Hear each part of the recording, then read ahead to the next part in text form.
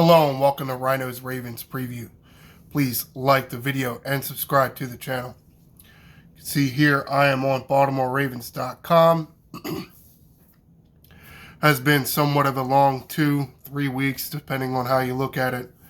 And we are I guess technically not less than a day. We're about a day away from seeing the Ravens in action again in a meaningful game. Check out the injury status for tomorrow's playoff game. See at the top of this list, this is the Baltimore Ravens. This is their injury report that they put out. Mark Andrews is at the top of the list here. Ankle injury, limited Tuesday, full participant Wednesday and Thursday. Game status is listed as questionable. Now the Ravens would need to move him off of IR to officially allow him to play. More on that later. Jadeveon Clowney down with an illness earlier in the week. Nothing Tuesday, did not participate Wednesday, full participant Thursday.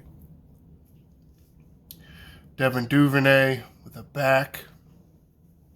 He's one of another player, much like Andrews, that was put on injured reserve earlier in the year, but that designation tag where he could come back was affixed to him. So full participant Tuesday, Wednesday, and Thursday.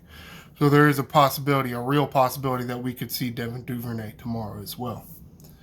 Zay Flowers dealing with a little bit of calf problem. Limited Tuesday, full participant Wednesday and Thursday. He'll most likely be out there. Malik Harrison, backup linebacker here, dealing with a groin issue. Limited Tuesday, full participant Wednesday and Thursday, so he will most likely be available for depth purposes and also special teams. Marlon Humphrey, calf issue, did not participate all weekend. He has been officially ruled out. That's disappointing because Nico Collins has gotten on very good hot streak with his quarterback, CJ Stroud. But we do have other corners. We have Darby, who will most likely get the call. Stevens on the other side. So, should be okay in that department. Should be. Do have a considerable amount of depth at corner. Dafe Owe, another lower body injury, ankle with Dafe here. Limited Tuesday, full participant Wednesday and Thursday. Nothing officially listed on his game status, so it really looks like he'll be available. Del'Shawn Phillips, shoulder problem, did not participate all week, questionable. Could use his depth and special teams. He does make some good special teams tackles, so he would be missed. Tylan Wallace, punt return hero, dealing with a knee problem, did not participate all week and officially ruled as out. Ardarius Washington, safety, seen a whole lot of him this year. He did go out with that pectoral many weeks ago. Full participant Tuesday, nothing Wednesday, full participant Thursday. Game status is questionable. Some of that is the old IR thing. Like, he would have to be fully cleared to play, and then the Ravens would decide whether they want to give him a spot or not. At least I'm pretty sure he's not. He is one of those IR guys. Where is it should be under roster, right? Where is those IR designations? They are practice squad injured there. This is the practice squad. Reserve non-football injury. Oh, actually, it looks like Washington is off the injured reserve, and so some of these other guys are too. Oh no, here we go. Designated to return. So here's your designated to return injured reserve people: Darius Washington, Devin Duvernay, and Mark Andrews. So it would appear that only these three guys could be taken off of IR. Oh, kind of sucks about Ojabo. Could use some more pass rush. Well, take a look at the Houston Texans. That is the Ravens' opponent tomorrow, if you have not heard. Take a look at who they are going to be missing. It's like here you got defensive end Jerry Hughes is ruled out, so that does help us when facing their pass rushing depth. Though Mr. Will Anderson here and Jonathan Greenland, if I'm not mistaken, are their two best ones, so it only really helps as far as depth goes. Doesn't look like they got a whole lot of anybody else missing. I mean, here's their Nico Collins, but he just got some rest, so doesn't really. Looks like we're going to be playing a fairly whole, as far as health-wise, Houston Texans team. Let's go on to some of these news articles. Here's a big one right here. And this was written by Clifton Brown, BaltimoreRavens.com staff writer. Headline right there: Dalvin Cook will play versus the Texans. Now, the headline also says Dalvin talks about his role. Well, what exactly his role is and how many snaps he will get is, really remains to be seen. Ravens are not going to tell everybody how many snaps Dalvin Cook's going to play. He does have a young child at home, but he said he was still able to pick up the playbook. So all the little homework players take home and try to,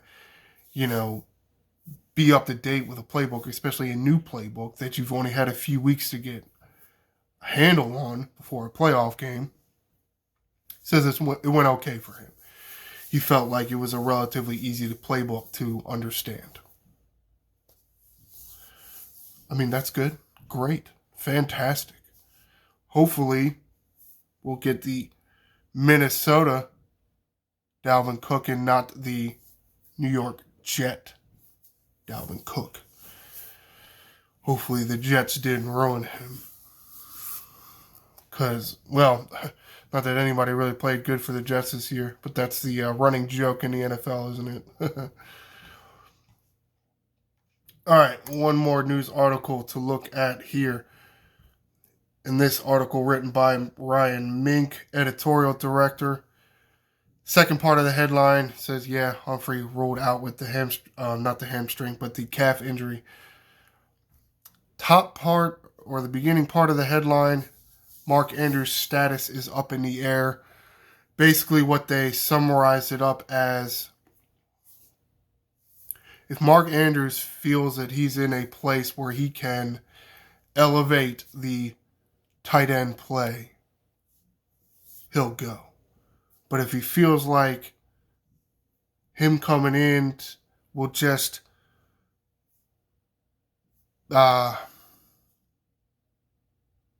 keep it balanced or keep it neutral, or what is the word I'm trying to find? Help the team. That's what they said here in the article. If Andrews feels like he can help the team and make the team better, then that's one thing. If he feels like the team will be about the same, then I might as well just rest. And that's really what's going on here.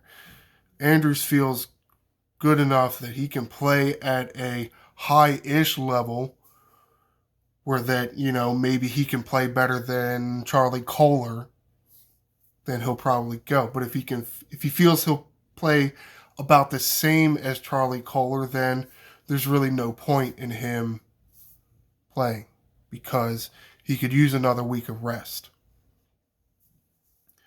We're just going to have to keep our eyes and ears peeled to see what's going on with Mark Andrews. We'd all love to see him play, but at the same time, Isaiah Likely has played very well.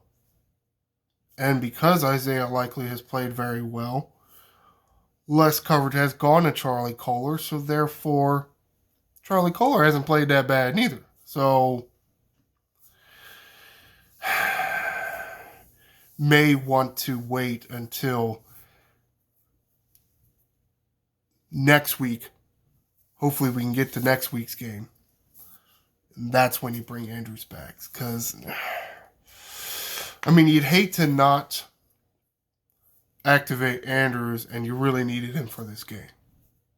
But at the same time, you'd hate to activate Andrews and further hurts himself because he wasn't necessarily fully healed.